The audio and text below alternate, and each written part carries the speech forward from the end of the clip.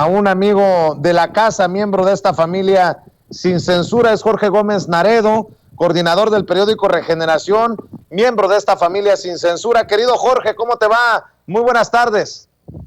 Hola, ¿cómo estás, Vicente? Pues acá muy contento de estar contigo y con todo tu auditorio en Sin Censura.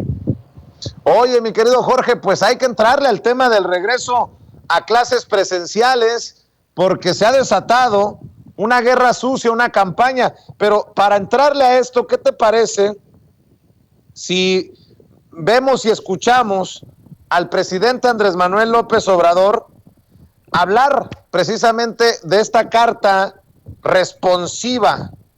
Dice que si los maestros no quieren ir, pues que se tiene que solucionar precisamente esta situación, que él no aprobó esta carta responsiva y le echa, hay unos cuantas gotitas más de controversia a la situación.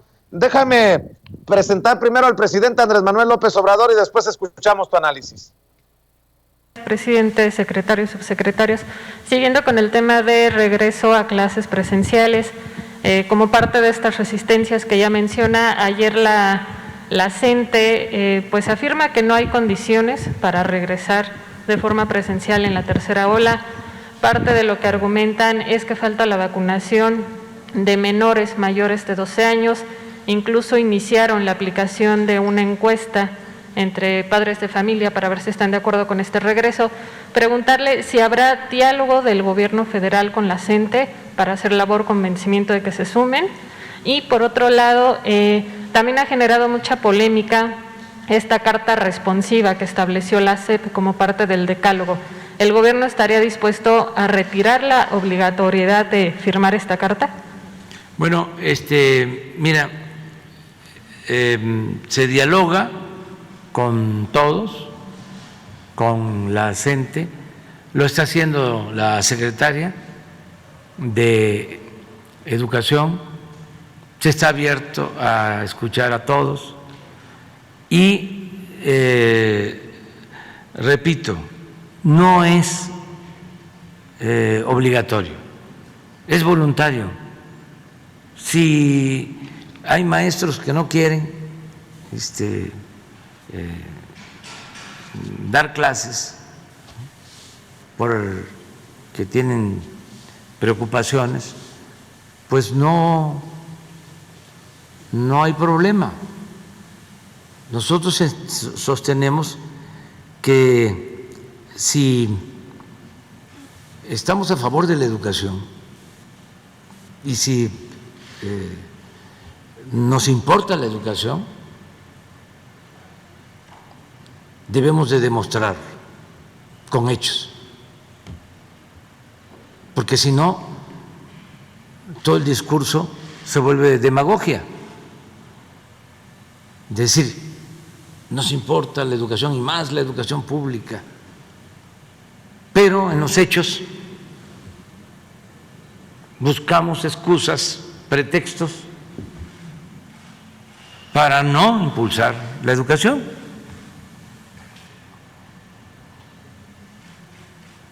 Imagínese un maestro que no cumple con su responsabilidad, ¿cómo va a decir de que la educación nos hace libres? Que era lo que planteaba el presidente Juárez y los pedagogos más avanzados y progresistas. La educación, decía Freire, como práctica la libertad.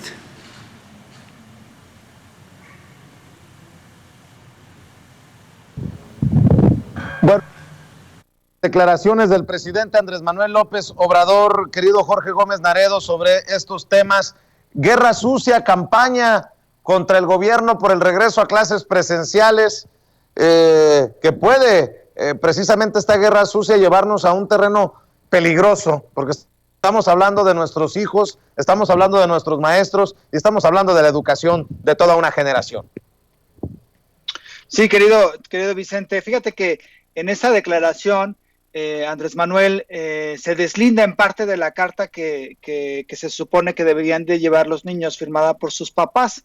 Y entonces, algo muy interesante que menciona Andrés Manuel es que es una carta autoritaria, ¿no? Y entonces menciona, es que nosotros aquí tenemos todavía que enfrentar esta concepción burocrática, autoritaria, que se heredó del periodo neoliberal. Y claro, coincido, y creo que esta parte es algo de las ventajas de las mañaneras, en que si sucede algo, si no hay algo que está mal, si hay alguna crítica, si hay alguna cosa que hay que cambiar, pues se discute y se dialoga, y esa es una de las riquezas que creo que no hay en ninguna otra parte del mundo, que el presidente hable y debata y dialogue y plantee ideas junto con los periodistas y con los funcionarios públicos.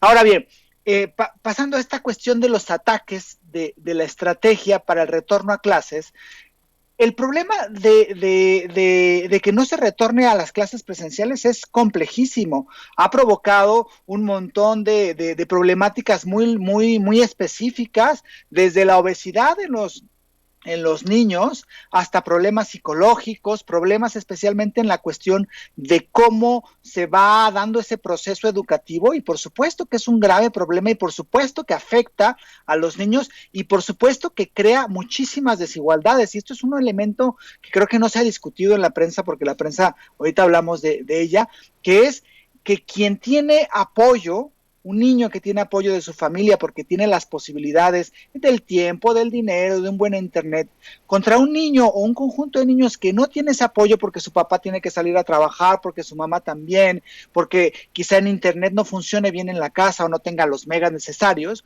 crea todavía un mayor grado de desigualdad. Y entonces estamos creando en este proceso educativo más desigualdades, que es lo que se pretendía y que se pretende desde muchísimos elementos combatir en esta administración.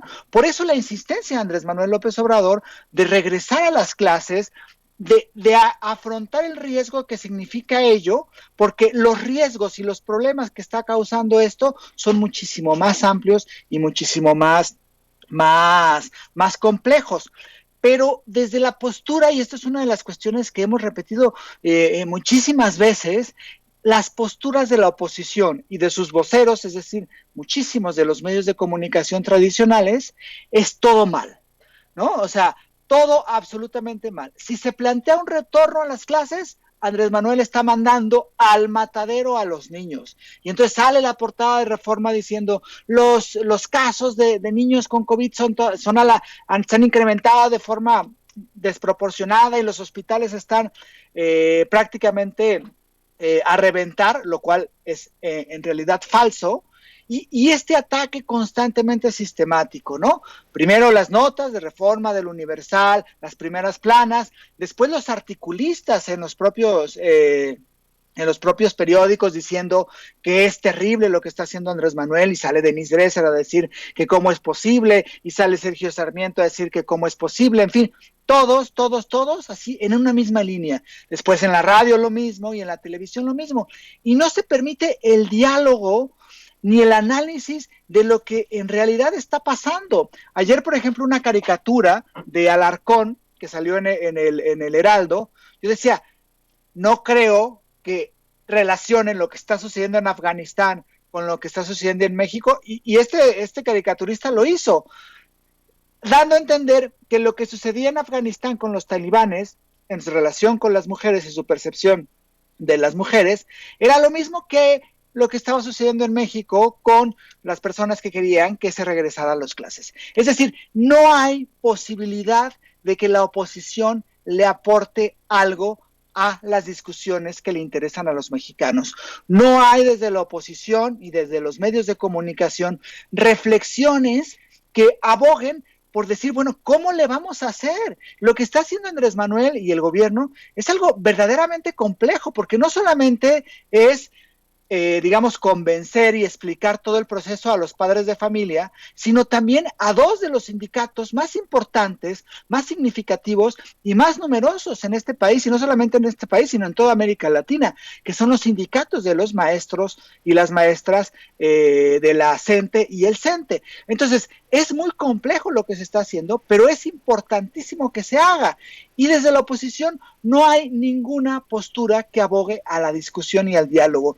Y eso hace que la oposición sea prácticamente como una piedra que no aporta absolutamente nada.